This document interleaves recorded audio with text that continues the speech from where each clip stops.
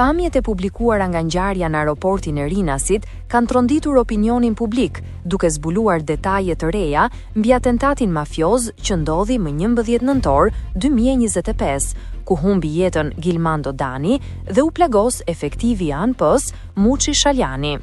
Ngjarja u regjistrua rreth orës 14 në momentin që Dani sapo ishte kthyer nga Spanja. Sipas hetimeve paraprake, autorët, ende të pa-identifikuar, kanë hapur zjarr me breshëri Kallashnikovi drejt automjetit ku ndodhej viktima.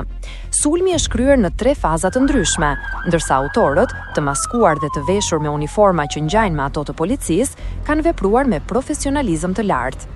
Pamjet tregojnë momentin kur një prej atentatorëve afrohet te makina e ndalur, shikon brenda për ndonjë reagim dhe më pas qëllon përsëri në mënyrë fatale.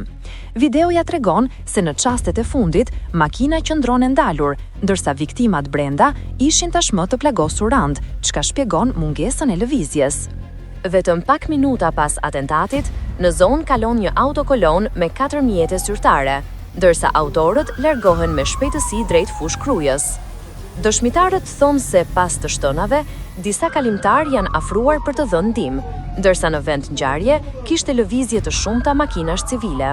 Për fat, asnjë qytetar nuk është plagosur nga plumbat, por autoritetet dyshojnë se atentati është planifikuar me kujdes për të goditur vetëm objektivin.